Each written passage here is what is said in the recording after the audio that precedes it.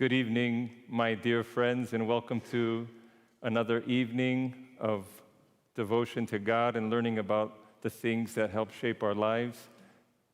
Living the Resurrection this evening welcomes a most special guest, actually guests, but it has another more particular significance this evening because today is the feast of the great apostles, the paramount of the apostles, Peter and Paul, and this evening we bring to the show St. Paul's Camp, or Camp St. Paul as it's referred to by our younger generation. And we have this evening with us Father Elias, the director of the camp, along with two other individuals who we'll all get to meet in just a few moments.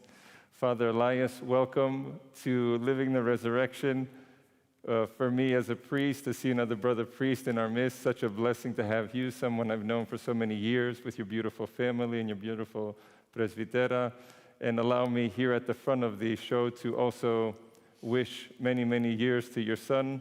Is it George who celebrates his birthday today, turned 17. God bless him and your family. And we thank you particularly for coming on the show on this evening where you would definitely be with your family enjoying the time. Father, would you kindly allow for these two young people here, would you introduce them to our viewers and before we go to you? First of all, Father Bandelimo, thank you. The honor's mine. It's no sacrifice on my part. It's ours to be on your show. And if I may say, very impressive. And I know he doesn't like to hear good things say about him, but you're doing a beautiful job. By God's grace. Thank you, This Father. is one thing I wanted to be a part of, and I'm humbled to be a part of it. So together with me, I have my program director, Dean Gergudis. He's served as program director for the last 4 years. And the program director basically is the man. He basically runs the day-to-day stuff, Wonderful. Calls all the shots, and makes sure the day goes well 24 hours a day. I was going to say from morning to night, but he's on call all night anyway. And then I have my beautiful daughter, Anastasia, who has been part of the camp for the last 15 years. This would have been our 16th year, right? 16th year. And my daughter grew up at the camper, and recently, 2 years now, staff member. And then last year she was activities director and serving in that capacity. So it's been an incredible experience, except for this summer. So Father, you mentioned 15 years. The camp is 15 years old. Yeah. It seems to me like yesterday we were, for the first time, I remember it was one session and then it grew and it grew and it grew. And how many sessions do we have now? Is it? We have 5 weeks. 5 weeks. And we started out, in 2004, 2005, with 1 week, to get it started. We started out with 45 campers. And as of last year, we reached over 850 registrations. Tremendous. So Tremendous. It's been incredible. I remember the first week we started, my youngest, Artemios, was 2 weeks old. He still had his umbilical cord. That's how newborn he was. So Right. my wife didn't want to be anywhere else. Gave birth 2 weeks before, and all of a sudden, we're given the responsibility to run this camp. And Father Constantine Lazarakis, is really the one who started this Camp St. Paul. He brought me on board, asked me to team up with him. He was the youth director at the time. And then 1 week for like 3 years, then the 2 weeks, then the 3 weeks, and the 4 weeks, and we reached our goal of 5 weeks. Remarkable. So we really don't. We'd like to add a 6th week, but that 6th week will be more of a family camp where parents can come with their children, but we'll see where that goes. Well, we will certainly keep praying, Father, because just in the people that I've met, the younger kids that I've interacted with who come back from camp, both my own 3 and also my own parishioners here, the kids who have attended camp, the transformation that they undergo, the deepening of their faith and their love for their church and their understanding of the church. I talk to my people often about if you don't know something, you can't love it. And not knowing God and not reading about God and not experiencing God, then of course God doesn't mean anything. And I think, Father, what you have been able to do in these lives and with your team, and I've seen you in action, is give something very meaningful and lasting to our young children in a world where everything seems to be so fragile and falling apart. So we will get to more of that, but I thought, Father, maybe at this point, for our viewers, you can always submit questions, which we will try to get to at the end of the program at ltrbrookville@gmail.com. Feel free to submit your questions or your comments or whatever you wish to share this evening on the show. But I thought, Father, before we go to the real work that you do, because many of our viewers are from across the country, they may not even have had an experience or even know what a camp is. So we thought we would show our viewers this evening a promotional video that was made for Camp St. Paul to give them a little live kind of feel to the camp. Great. I would ask that we play that video now for our viewers and enjoy to see the lives of our children transformed and being filled with God's grace.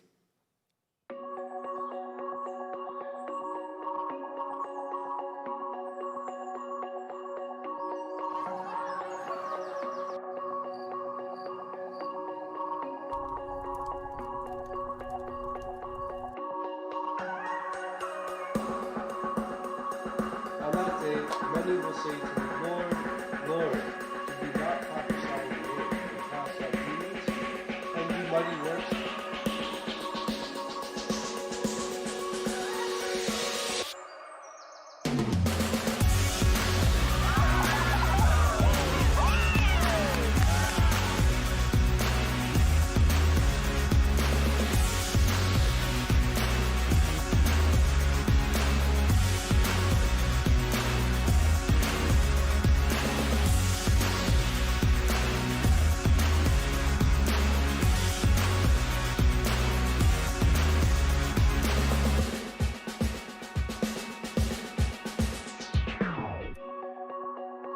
This is the place I think it's ideal for our children to learn how to live together, how to be in peace with each other.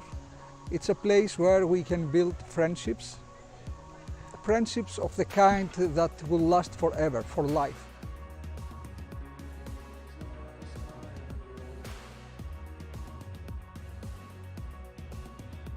Everything we do here comes and gets its energy from the crucified and risen Christ. Camp St. Paul is Christ crucified and risen. And how we connect with that presence, Christ in our life, is what we really try and hit home here at Camp St. Paul.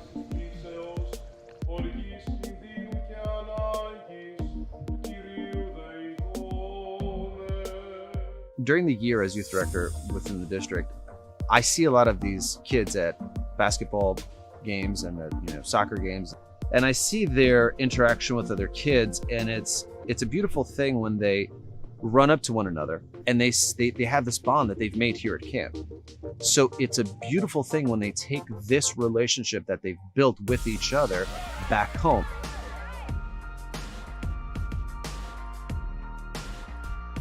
You will rediscover yourself. You will rediscover how beautiful the nature is, the creation of our Lord. To learn what exactly is to be Christian. Not just attending the Sunday school or other activities of the church, the parish, but to see all these things in practice and to experience the prayer together with other youth of your age, to play with them, to pray with them. This whole togetherness will help you to be a better human, a better Christian, a better Orthodox.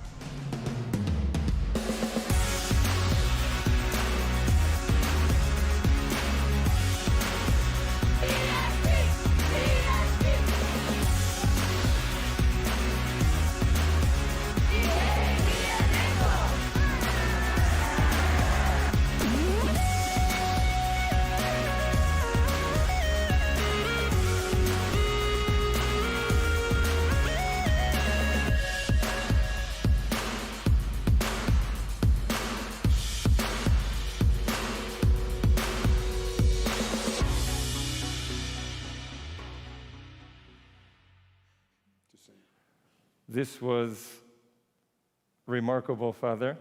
Again, I speak from my own experience just visiting the camp and then hearing all the feedback from our kids.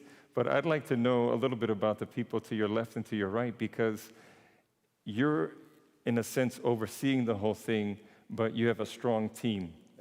And the team, we know that the team is what makes the team. So, Dean, what led you to be so involved in youth ministry and kind of the camp scene? What was it?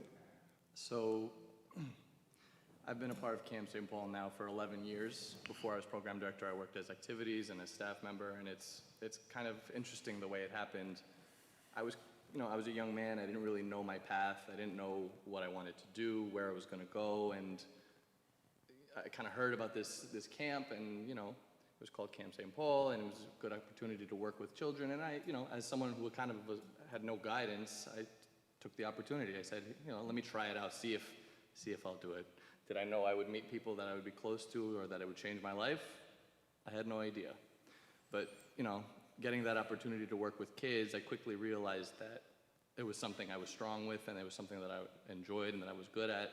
So I actually became a teacher, and now I'm working as a teacher for 6 years. I worked as a teacher assistant before that, and I'm going for a master's in education and administration. And I couldn't, without the blessing of being a part of Camp St. Paul and meeting Father Elias and being a part of his awesome team with his guidance, and who knows where I would be. Right. So you said something. How were you affected by the camp? I mean, let's say you've seen children transformed. What would be your most kind of poignant moment in your camp life in 11 years? Do you have something that really kind of tipped you and said, goodness, this is much more than I thought of just being here with young adults? Can you think of anything? Well, the truth is camp changed my life. I mean, I wouldn't be an educator today if I hadn't been there in the first place. Over the last 10 years, there have been a lot of trials, ups and downs. A couple of experiences. 2 years ago, my grandfather passed away while I was at camp.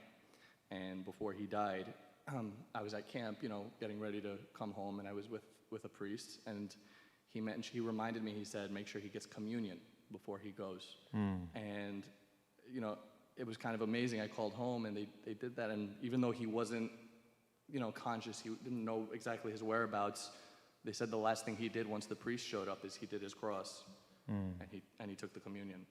And, to this day, my grandma says, she says it was a miracle, and, thank God for Camp St. Paul, because if I hadn't been there, I probably, I wouldn't have conveyed that message. So it's kind of one of the small miracles that I've experienced, being a part of Camp St. Paul. Beautiful. Anastasia, tell us about your life in camp. You're like a lifer there. From day one, you've been there. You had to be there. You didn't have a choice, right? I'm teasing. Actually, the question of why you chose to be part of Camp St. Paul, I guess, doesn't really pertain that much to me because it was given to me. But I like to say it was definitely one of the biggest blessings of my life. Having my dad and my family be such a part of it. I think I chose to be a leader in it these past couple of years because of the way I was growing up in it, and I saw throughout my whole entire childhood these kids coming here, my peers at the time, and later on those younger than me coming to this place, and they felt so welcomed and at home, and obviously that was something that really meant the world to them every single summer. And with every single person I talked to, they had that same experience. And I think seeing that summer after summer, it made me really want to be part of it and help lead it. And I also think that the biggest lesson that I've learned from being on staff now and activities director has been, and also from my dad, has been how to have a servant's heart, because that's the big message that's really hammered in with our staff is you're here to serve the campers, you're here to serve everyone else who's there around you, and that's something that I've carried with me through my academic career, my professional career, my social life, and it's definitely been a huge part of who I am today. So. You've seen, both of you, and Father as well, either one of you can answer that, over the course of 15 years, 11 years, the years you've been there, are you able to pinpoint any trends among the younger generation? Do you see that they come more knowledgeable, less knowledgeable about their faith? Do you see them being more interested in certain things, disinterested in other things? do you see anything's kind of like, times change, people change, our young adults are exposed to more. What are you seeing? Or is it kind of the same? Once they kind of get to their faith, it's a new transformation, a new day. Do you have anything to comment on that? I think one of the most amazing things, as a counselor and then moving into the administrative position, you kind of see that, parents send their kids to Camp St. Paul so that they can grow in their faith and to learn about Jesus Christ. But something that a neat little trick is that the staff members, they grow in their faith as well. Right. And through teaching, through Father's teaching and through the teachings of the church, they don't realize they're doing it because these are young adults. These are 19-year-old, 20-year-old, staff members working hard, coming to camp. And all of a sudden, through teaching and putting the child in front of them, they're learning more and they're growing in their faith as well. At least that was definitely the case for me. I became much closer in my faith after coming to Camp St. Paul. Interesting. It's almost like a reverse effect you as well. Yeah, exactly. Like, they don't even realize they're growing in their own faith as they're doing Christ's work by helping children grow in their faith. Right. So that goes back to what you were saying, Anastasia, about that kind of servant effect. And it's true. I remember, Father, in our studies at seminary, they would say, if you want to make Christians, give them Christian things to do. And that kind of service, that kind of giving back. Father, you must have a whole other perspective, because from my brother clergy, I understand the kids, they have their devos, I guess their devotionals. Would you give our viewers kind of a snapshot into what a day in camp looks like? Sure. Because that's important, right? Yeah, it's. Where do we start the day? Yeah, I was going to say it's very much like seminary, but you only know what seminary is like. Correct. So, we wake up in the morning, about 7 o'clock, and they shower, for the most part. And then we go to chapel for about 20 minutes. And I think probably the most powerful part of the day is what we call alone with God. So we have the Orthros, which is shortened. It's like 20 minutes. And there's no sermon. I will usually be there in the morning, and I will introduce this alone with God time, which is about 20 minutes of finding a space on the campground and sitting alone quietly for 20 minutes. So we have Bibles for them, study Bibles to take with them, prayer books, or we simply just teach them to just sit and be alone with God. And based on what I've heard and seen in the past, a lot of kids find that the best part of their day. Look at that. Wow. Alone with God, just sitting on the grass. Some sit next to friends, but there's no socializing, and it's a solid 20 minutes. And I love it. I love it. You asked me, about Camp St. Paul, what does it do for me? I mean, I'll talk about that later. But so alone with God for 20 minutes. We go right into breakfast for about 30 minutes, and then we'll have a number of sessions. One session is called Orthodox Life. The other session is called Diaconia. The other session is called GCA, Greek Cultural Appreciation, where they're going to be taught Greek dances. Sometimes they make baklava, spanakopita, Greek dances, Greek trivia, all that. And then there's Flextivities, which is just about 45 minutes, about an hour of just activities. So one part of the camp will have ultimate frisbee. The other part will have making bracelets. The other part will just be playing basketball, or just sitting with friends. And then there's lunch. Lunch is another 35, 40 minutes. And then after lunch, there's the last session of the day, which again is either Orthodox Life, Diaconia, or Greek Cultural Appreciation. And then from about 2:30 or 2, listening to music, playing checkers, or playing Jenga, whatever it's called.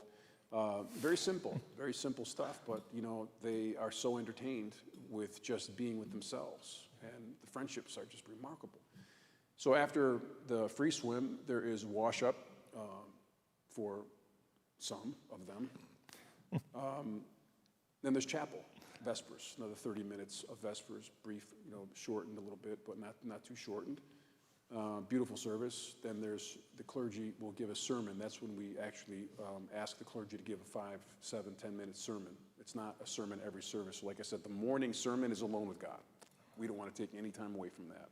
And I'm pretty hardcore about, making sure they get that 20 minutes. Mm-hmm. So Vespers, this sermon, and then there's dinner. Dinner is a lot of the meals when we can. We eat outside on picnic tables. under the sun, under the shade, under the, the setting sun in the evening. It's beautiful. It's just remarkable. And the more I talk about it, the more I can't believe I'm not there, We're not there. I just can't believe it. Right now, This is a time where you would have been at the camp. Yeah, we would have been there since last Thursday. Full swing. And this would have been our second day because we would have started on Sunday. And right now we would be in, we'd be in Olympics, So that, then the night activity happens after dinner, and that goes on until about 8:30 and 9 o'clock. We go to the camp store. The little guys, the Joy kids, go to bed, and then we either go to the campfire for the last hour of the day for the older kids to hang out, socialize. We light the fire. The store's open. They're kind of going back and forth. And then they're all dismissed to go back to their cabin to have a devotional. Now, devotional is basically a 45-hour discussion led by the cabin counselor on various topics. Some are more serious than others. We've had some serious things come out of a devotional without getting into great detail that, otherwise I don't know how it would have come out. Sure. Talking about, moral life, living an Orthodox Christian life, peer pressure, drugs, alcohol, premarital sex. All of that's covered, obviously, age, Sure. according to age. Right, but right. so it's very powerful. That's a typical day. I have to say, Father, the percentage-wise of kind of positive comments come from the morning alone with God. And how true is that for all of us, that in the midst of a day that's so packed, I often tell my parishioners here, if we spent 1 hour a week with our spouses, what kind of relationship would that be? Right? Think about it, 1 hour a week. If we spend 1 hour a week with God, what kind of relationship do we think we're going to have with Him? And for those who may only come, Father, once a month or twice a year, well, then we can begin to see. And giving those kids every single day the possibility to be alone with God, just thinking of that is really profound. And then I've heard just the best things about these devotionals, where it seems like the kids are able to be a little bit more open. They can become a little bit more vulnerable. Maybe it's the kind of things they don't want to talk about with their parents or someone else, and they feel that kind of comfort to be able to speak.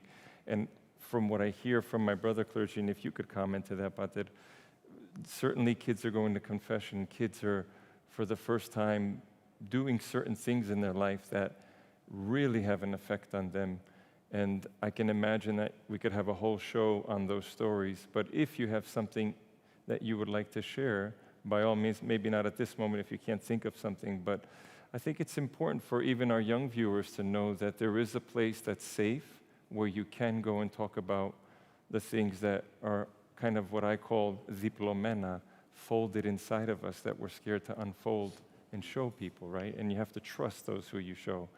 And I think camp provides even that, Pater, which can be so uplifting and upbuilding for our young kids who are dealing with the bullying, with all kinds of social media, cyberbullying, and all those things.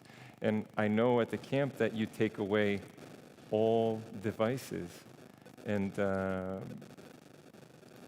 would you care to comment on that? What happens there? Well, I was just going to say, before you said it, it was alone with God, and then the other part they enjoy the most is no cell phone. No cell phones. No Facebook, no social media, nothing for 6-7 days, and they like it.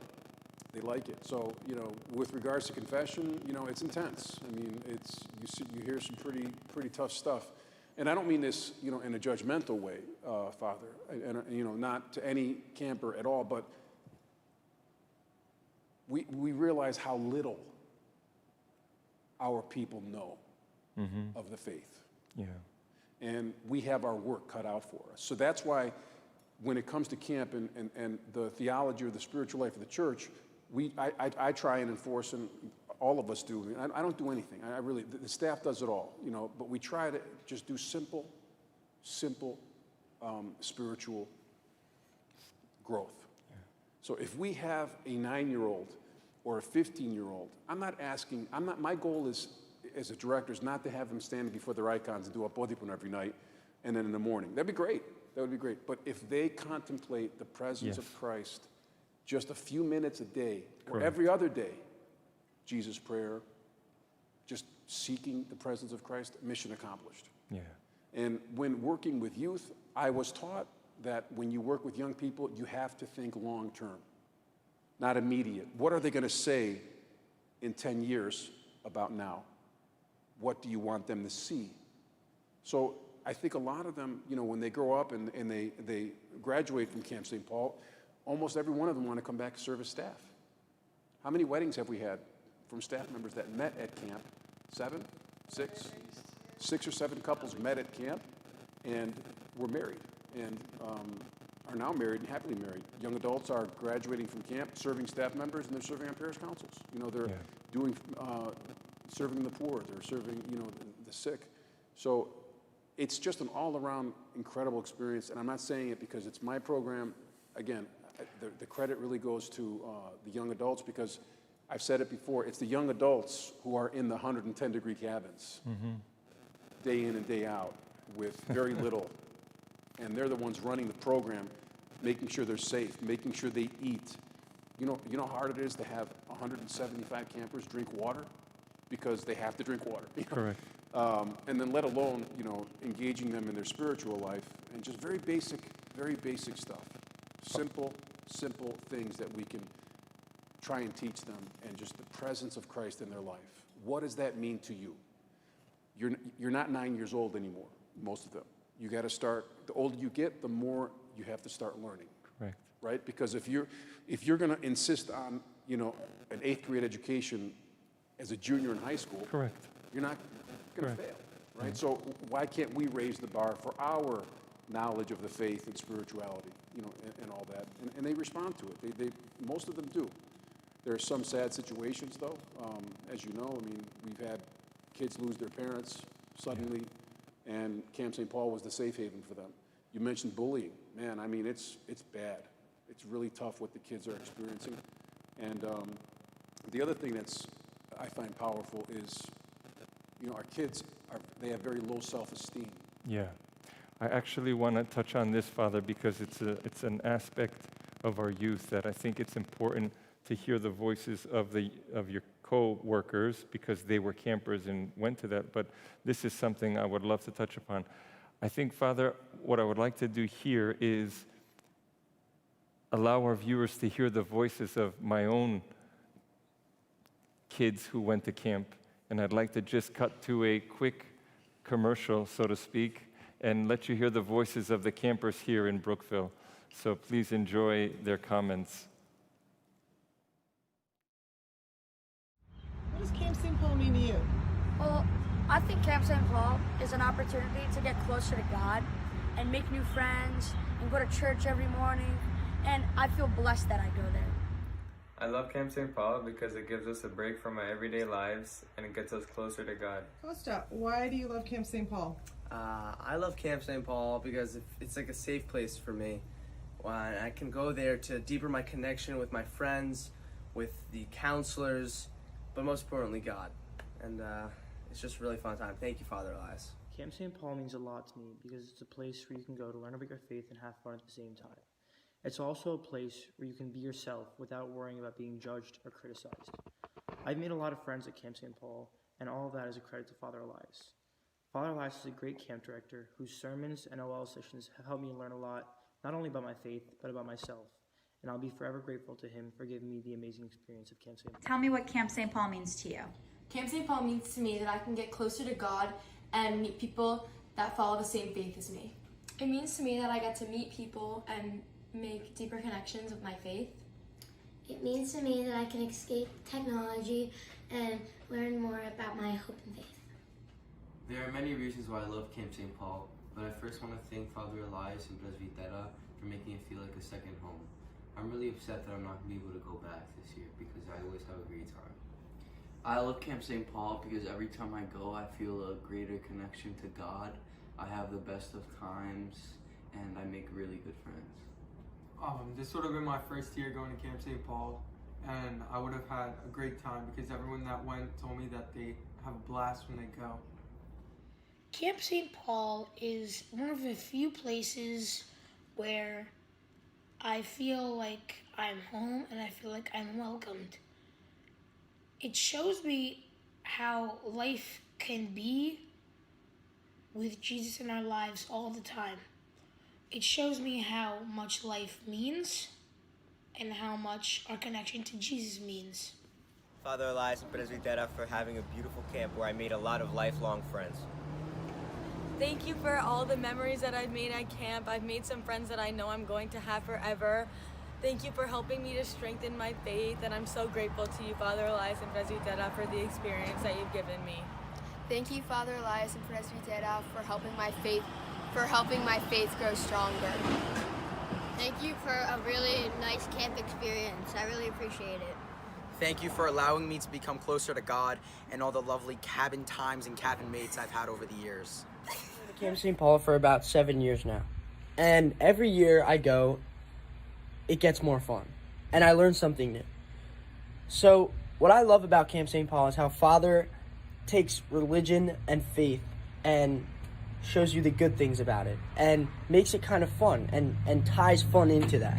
And I think without that, less kids will be going to church. And I think because of Father Elias, more and more of the youth are going and continuing to go to church. St. Paul because the place is perfect.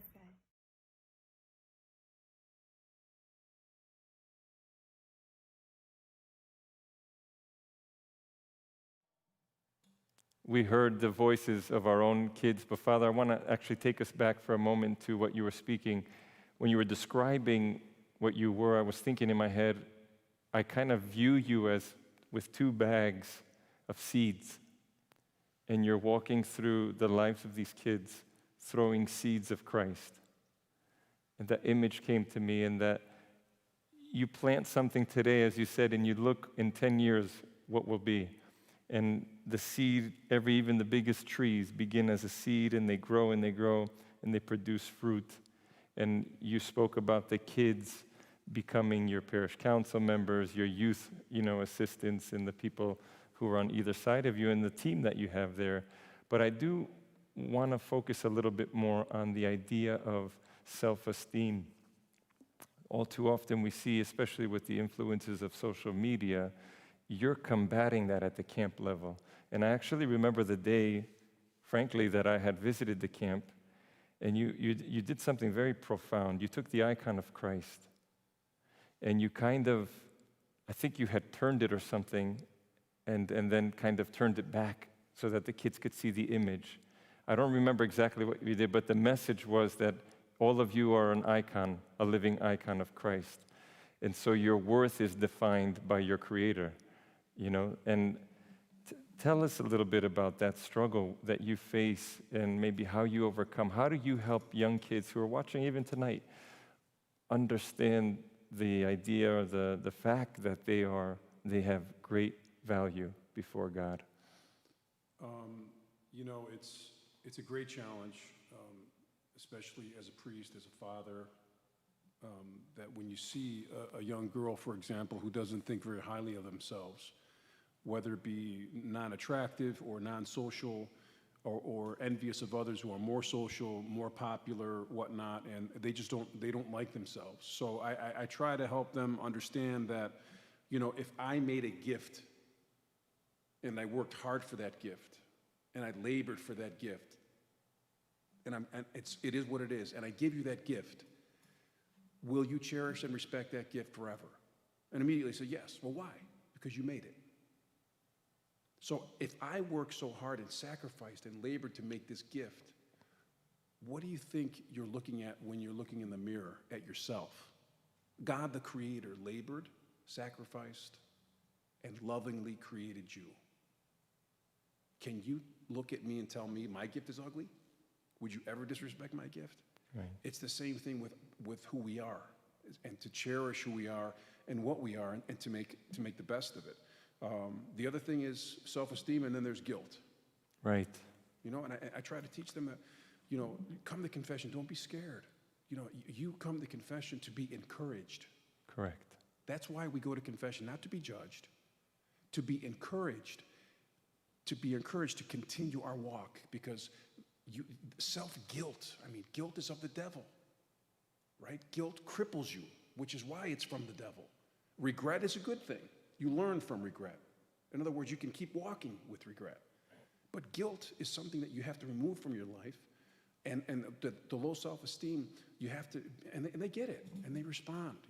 They respond very, very well to that, I think. But we have to also remember, we have them, 6 days? Right. And they go back to their schools. Right. And man, it's brutal being 14, 15 years old in 2020. It's brutal. I'm wondering, Anastasia, we had a little technical issue here, and we thought there was some static in the broadcast, so we went to one microphone, and thank you for your patience with that. But I'm wondering, Anastasia, as a young woman and dealing with that population at camp, what other things do you see? What are the kind of challenges? What comes to the top in the lives of our young ladies, especially at camp? Yeah, I think the issue of self-esteem and body image is particularly something that's huge and a problem in teenage girls that come to camp, and I've seen a whole new side of it being in devotionals with them where we all open up. I know there's one devotional I usually do where we talk about our insecurities. A lot of them are, we open the floor to all the campers and we say, tell us what your insecurities are, share them with the rest of your cabin mates, and more often than not, they're mostly physical insecurities. And it's crazy some of the things that these girls will think about themselves, and you would just never see it. And I think for me, my biggest goal in that is to give them one thing to think about the next time that they are finding themselves thinking poorly of themselves and how they look. Particularly one devotional I do is... Tell us, because this is good. This is really good. They go around and they say, what's one bad thing you've said about yourself when you looked in the mirror? And they all kind of share it. It can get very deep and emotional. And then I pull up a picture of the Passion of Christ from the movie, of Christ on the cross when he has the thorn on his head and he's bloody, and we kind of talk about that, and we're like, this is the state he was in for us. He got crucified for us. Would you turn to him and tell him the same things that you told yourself in the mirror? Say, oh, I think that I'm fat. I don't like the way my face looks. And all of them are kind of silent and they don't really know what to say. And whenever I do that devotional, I only hope that the next time they're in the mirror, they picture the image of the crucified Christ, and they remember this was for me, and before they think negatively of themselves, which I hope is effective. But it's something that's really, even for me, every time I do it, it's remindful of myself. And then, sorry to go on, but Please. Another thing I think that the girls really appreciate is hearing the perspectives of the older counselors, and that we also go through the same thoughts and struggles and insecurities, and how we've dealt with them just by doing the Jesus prayer or by talking to others.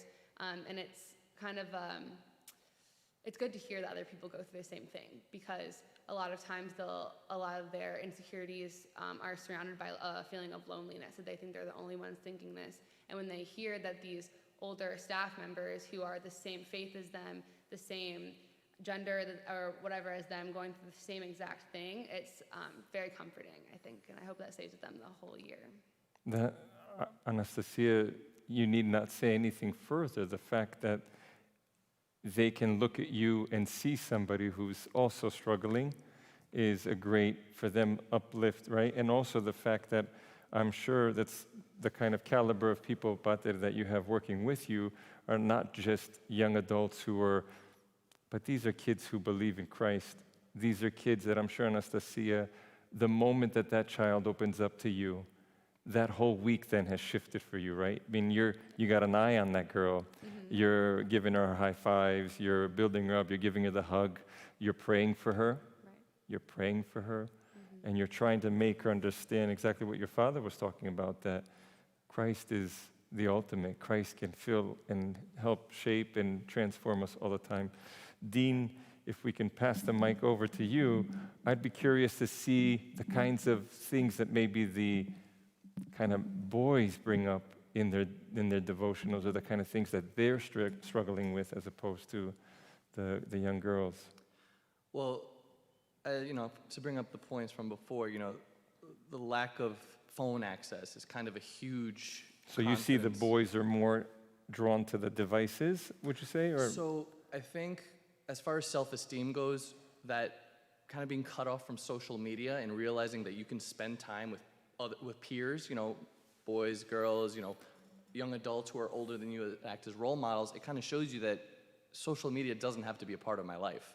I can, live a good Christian life, and I can actually have fun without Instagram, without TikTok, without Snapchat, Mhm. And the other thing is, we've done an activity called Cross the Line where, it gives the kids an opportunity to kind of share things about themselves. And now, the reason why Camp St. Paul does this so well is because, the staff has a catchphrase, and it's a story Father Elias tells. We say, "We are home," And basically what it's saying is that when we're at Camp St. Paul, it's that home away from home.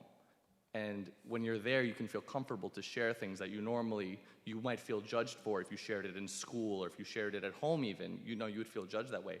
And you'll see a lot of the young men, one of the questions they'll ask is, how much time do you spend putting makeup on? They'll ask as a whole group. And girls will cross the line because, some of them they step forward, right? They step forward and they, because they've had makeup on. And a lot of the boys, they don't realize kind of the effect of their words on the girls and on the girl campers. So I think that's something that they bring home with them, because people feel so comfortable in sharing their feelings at camp. You go home with a new perspective, and just living a Christ-centered life. How would Christ want you to treat these people? The boys to the girls to the boys, and the girls even to themselves. Because a lot of the times, Father talks about the lashes of someone's tongue. What we say about other people. Right. St. John Chrysostom actually said that. I just shared it. Father shared it.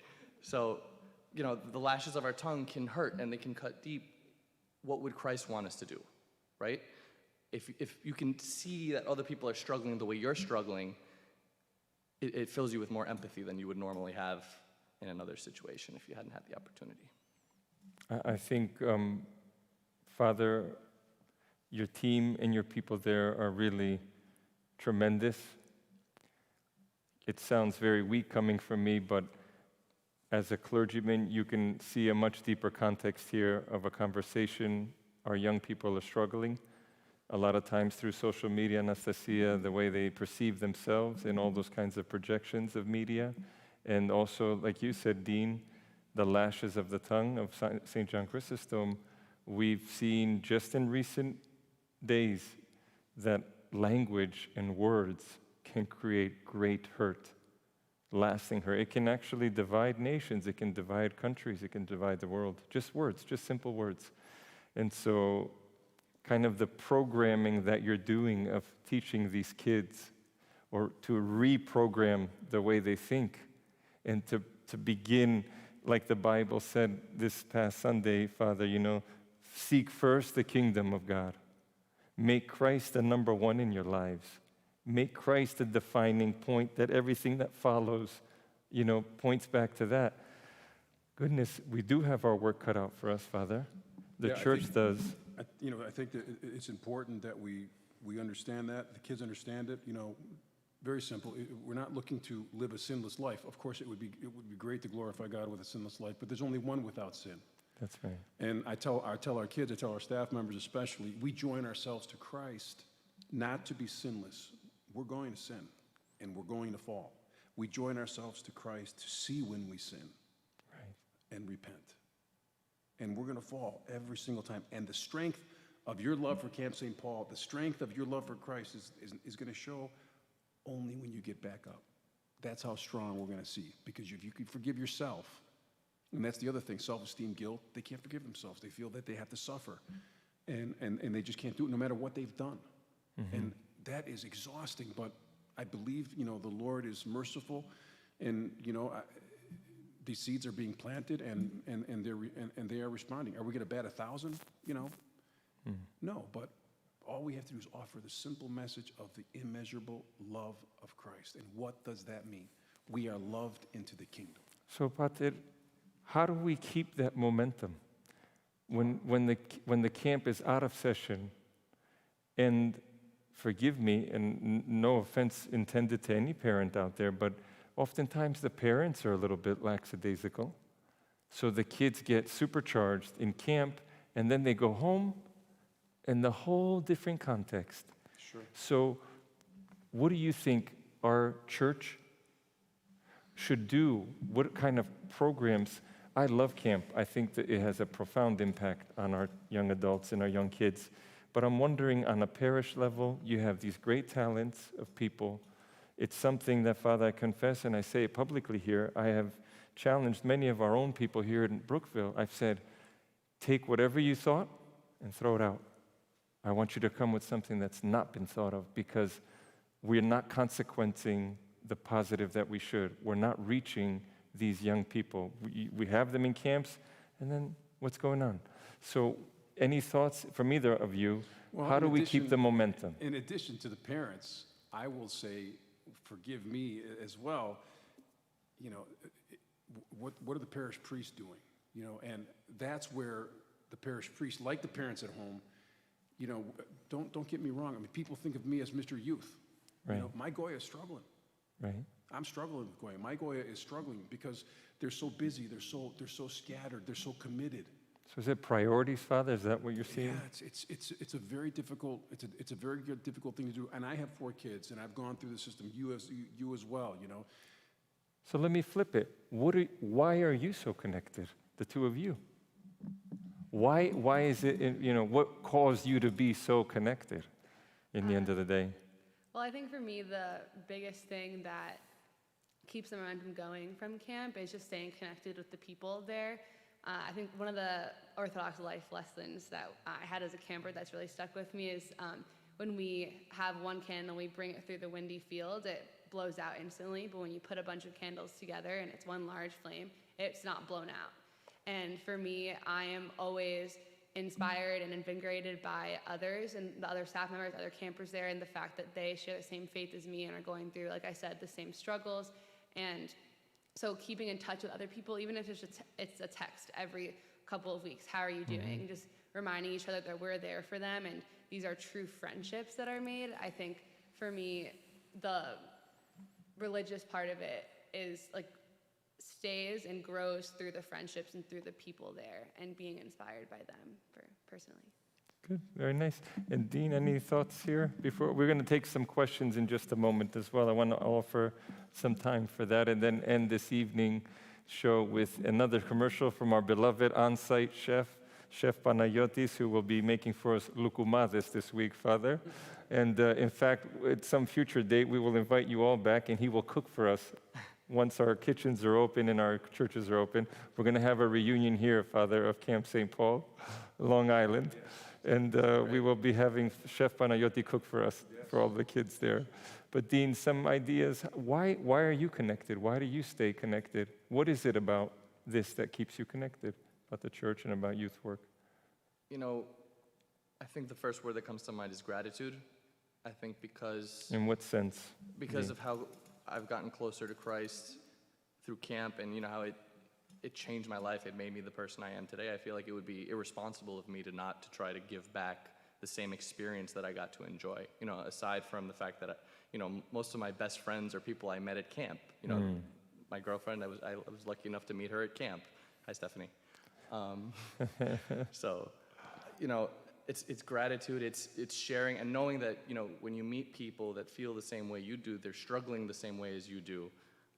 It honestly helps get through the day a lot of the time. You know, I think I talk to my friends from camp. You know, I'll text Anastasia or she'll send me a Snapchat or something. And if you're having a hard day, you know, it's a nice shot in the arm. Yeah, you close your eyes and you think of camp. You know, Sure. you think of the welcome home sign, which, you know, I wish we were there right now. Right. But I consider myself very fortunate. And, you know, the thing about Camp St. Paul is, you know, I never questioned if it was the right thing to do. You know, a lot of times in life, you know, people might have doubts about what they're doing with their profession, their lives, what they're doing. I never questioned Camp St. Paul being the right thing for me. Bravo. And for, you know, making my family proud and getting to work with Father Elias, you know, it's a little added benefit.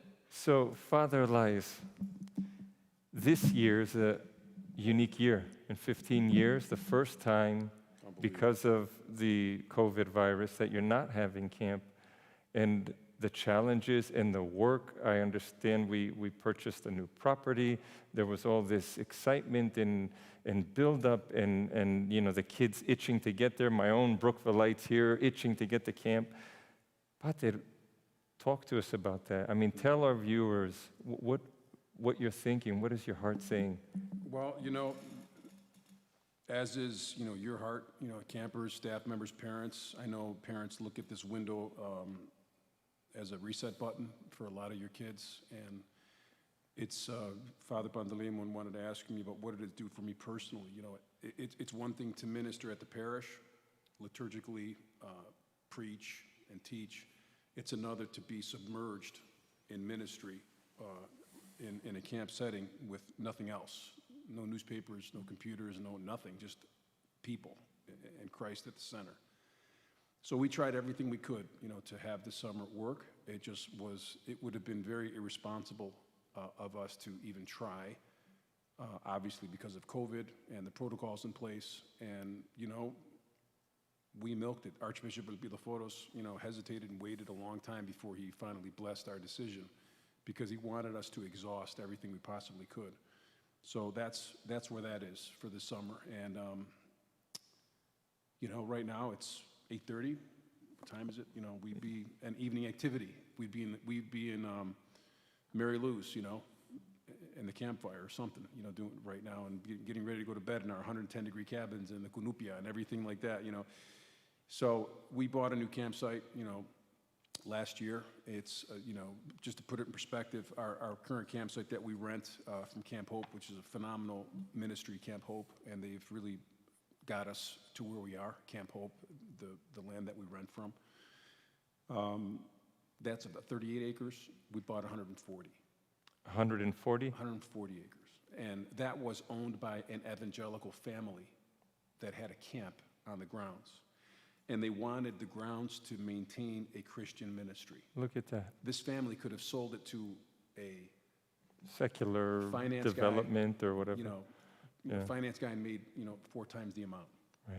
So we got it for a very, very cheap price. And how far are we? Did we actually fulfill the purchase? Or the purchase is ours. We're maintaining it.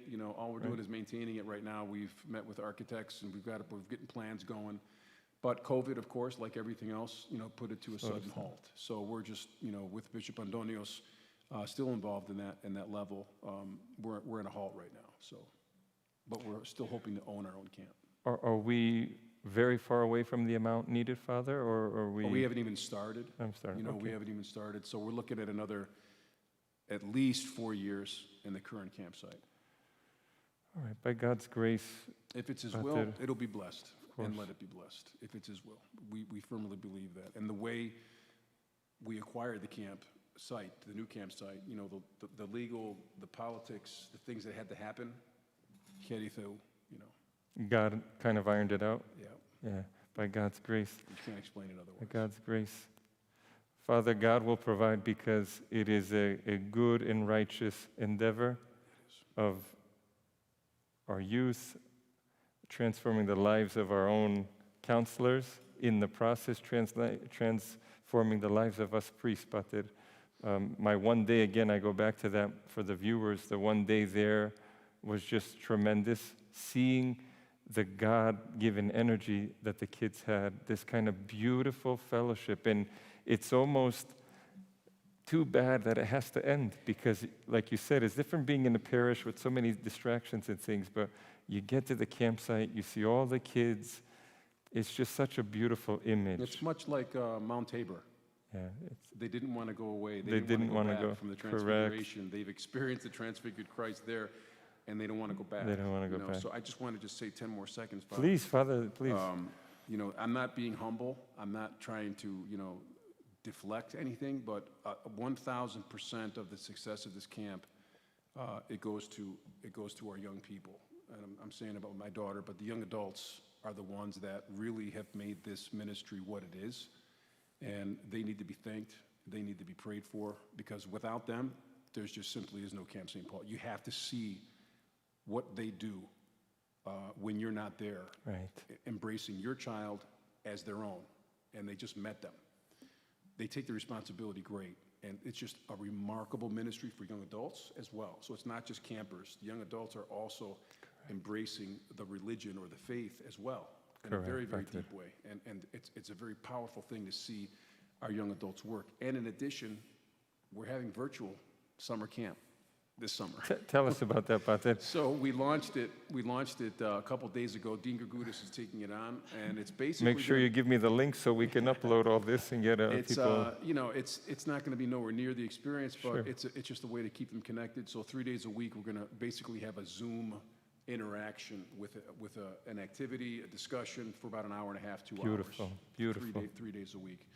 And I may throw in a service, an ortho service or a Vesper service in there at some point. But that's where we're at, Father. It's a terrible Pater, summer, and, we're trying to get through it.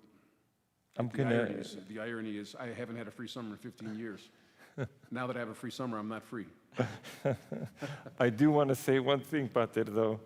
There is the mother of the camp as well, Presbitera. Yes, who is, I think, by far everyone's mother on campus. So when the kids are not feeling the best and when they're a little homesick, I know Presbitera's watching, and good old Presbitera Melanie takes the charge there and brings them under her beautiful wings and comforts them. She says it over and over again, Father. We would be on the hill watching the activity with hundreds of kids going and doing activity, and she says it over. Look at our babies. Right, beautiful. And I know she's sad now, and she's very sad. It was a very tough thing, for us to make that final decision. And I'm not being dramatic, but she takes this very seriously. 15 years of your lives have been intertwined with this as if they ministry. were her own kids. And it brings her presence, not mine, I'm worthless. Her presence brings great peace and comfort to those parents who are afraid to let their kids, stay away from home. Yes. So it's multiple levels of ministry, It's so blessed. And Father, I know that I speak on behalf of our viewers and on behalf of our community here. We wish you and your stellar team all of God's blessings and grace to continue to throw seeds into the hearts and into the minds of these young adults and young children so that they may grow in stature and in love for God, which is the ultimate. We will have an opportunity here to answer some questions, Father. And for our viewers, we run till 8:30, but I know that all of you will permit me to extend this evening's gathering here. Not too long, because I'm conscious, Father, also you have a long distance to cover. But one of our questions is, what is one way our youth can continue to live in the spirit of Camp St. Paul this summer? I mean, you mentioned this virtual kind of camp, but would it be, I guess what they're trying to get to is maybe a packet of sorts or some touch points that they could look towards as campers? Maybe you go live on Facebook or something and you address them through the summer? We're going to do the Zoom virtual camp for now. And then I'm going to try and organize a Zoom conference with whoever wants to sign up and just have, a brief discussion virtually. As far as physical, tangible things, we don't really have anything, to offer other than, to encourage our campers to go to church, go to their local churches and worship and receive Holy Communion by God's grace. That's the other thing, too. We're a very low-budget camp. We're all volunteers. I don't have this immense staff to come up with these, and budget to come up with these things to be creative. So we're trying. We're trying. Father, could you maybe give us one of the biggest transformations you've seen at the camp? Or Hermana Sacia or Dean? What's been the biggest thing? That's one of our questions this evening. I think one of the biggest transformations I've seen, specifically that really impacted me, was when I had a cabin, and there was one girl that was never came to camp before, and she didn't know anybody in the cabin, and it was really hard for her to leave her parents. She was actually crying and really, really homesick the first 2 nights. And then by the end of the week, the cabin of girls and the entire camp embraced her. And she was crying and didn't want to leave and actually asking to stay another week. And I think that happens a lot, actually. For me, that was like one specific time in my cabin. But it really speaks to why Camp St. Paul is so special. And I think it stands out from other places and other camps that I've been to, is that everyone is so accepted. And even if you don't know anyone coming in, you're a family no matter what. And it really does feel like home. I think the home word, like we throw it around, like we are home, but it's something that really makes camp special. And I know we have many people, even staff members who came. I know like Aliki Pappas, she came from Texas a couple years ago. She didn't know, I don't think, a single person on staff. And now she's been here staying 5 weeks last year, and she's in like all of our group chats, and she lives in Texas, but she's still in everything that we do in New York. And that's just like one example of how welcoming everyone is and how much of a family you are just by being at camp. Beautiful. But then just a quick question. You don't have to be from the direct, for our viewers to know, you don't have to be from the direct Archdiocesan district to be a Camp St. Paul camper, right? But you have to be baptized Orthodox Christian. Okay. Okay, that's important because there might be people watching this we've had evening. People come from Chicago, Florida, California. Amazing. Father, in Greece, one of our questions is, if you care to comment on that, in Greece, and in other parts, I assume, of the Orthodox world, there's sometimes separated camps, all boys camps, all girls camps. Have you ever given consideration to this kind of form? I saw the question, and Mary, I don't know, Mary, we love you, Mary. Good question, but no. It's just not reality. Our kids are intermingling, it's a co-ed thing. That's their life. So it just wouldn't serve a purpose, I think, as far as what we're trying to do here. All right. Be happy to take one more question if we have this evening. And I'm curious, Father,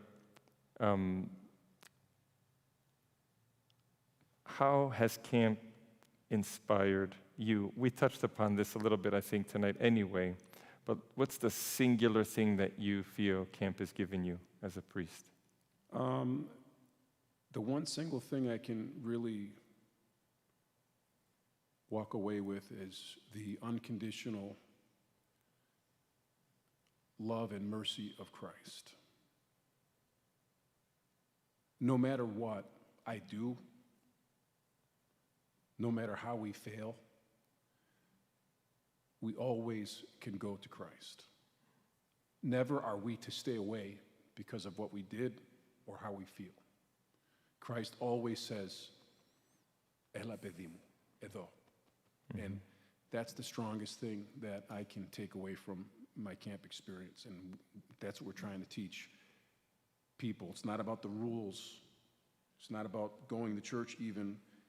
It's about having Christ in your heart and trusting in his mercy no matter what you do. A lot of depressed kids, a lot of anxiety with kids. I feel that too, Father. I feel you, because it's really one of the things that preoccupies me is the health of our younger generation. And so on that note, again, I reiterate our love, our support. We ask that God blesses you and your family and your team with his grace to continue to inspire and to continue to cultivate the lives of our young boys and girls. And that we hope and pray through his grace, as you said, Father, in his mercy, we can begin to connect these kids to the truth of Jesus Christ and not something else.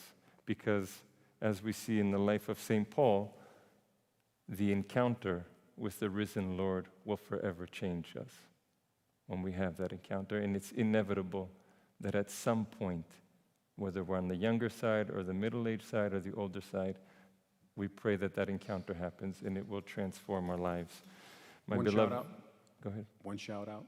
Please.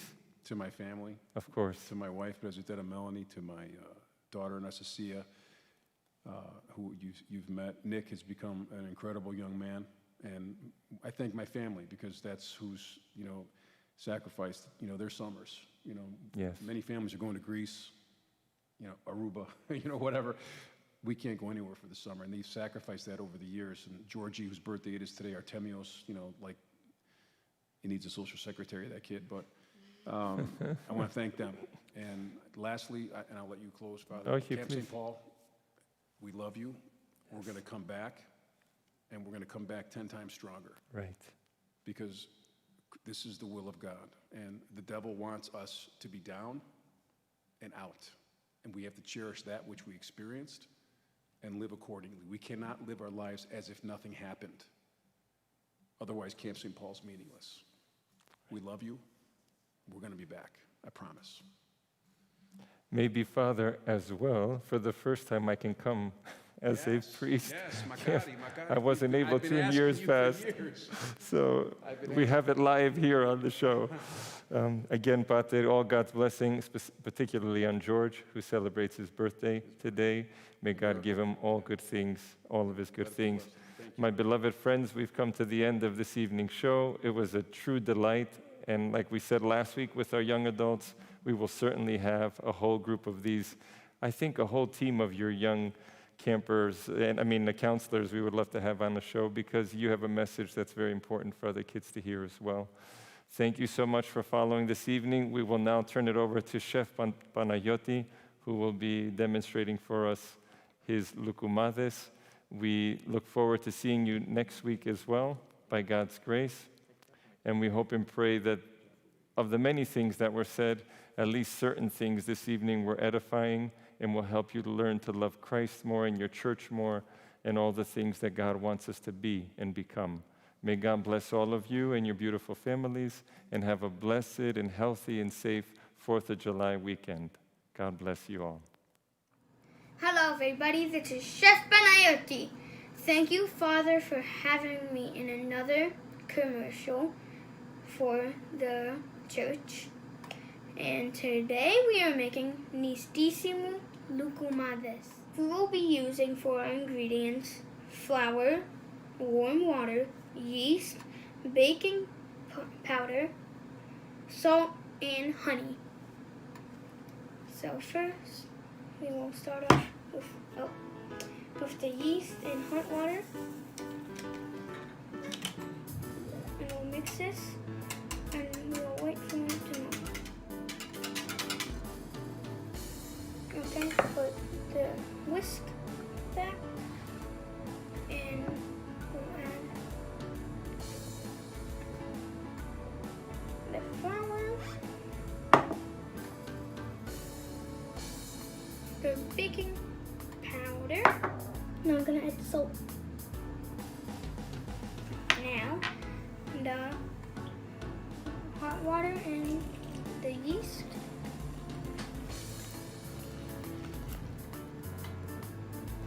Now the honey. The honey is my favorite ingredient because it's sweet.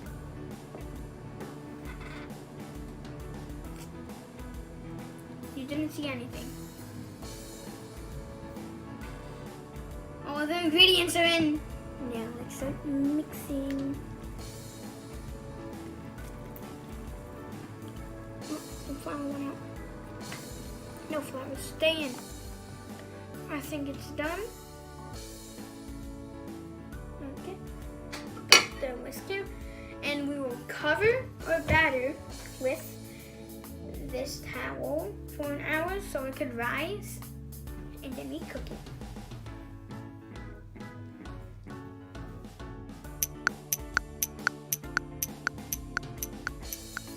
Our batter is ready.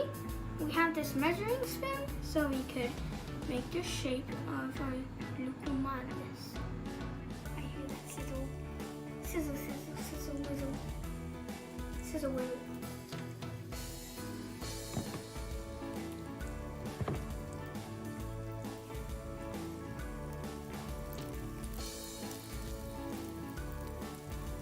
I was expecting a bigger sizzle because I added more.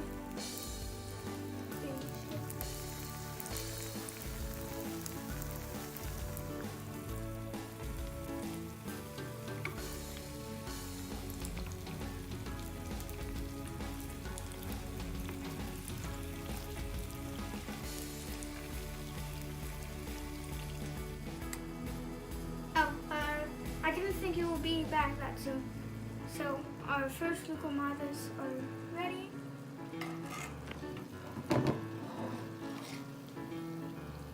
So we'll put it on.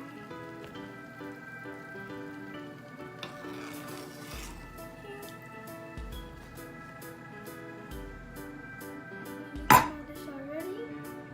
Time to add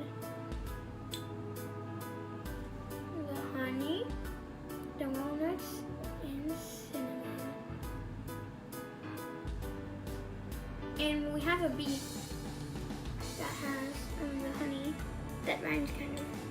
Bee honey, bee honey, honey, honey, honey, honey. And now we are going to add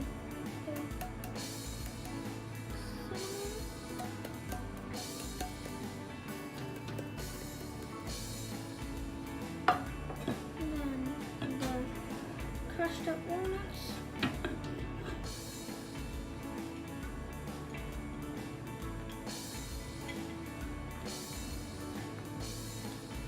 And wait, the final touch. Okay, now a glass of water so you stay hydrated, and we're good. Don't forget to subscribe and don't forget to hit the notification bell. Don't forget to like this video and don't forget to share this video. Back to you, Father Pantelimona.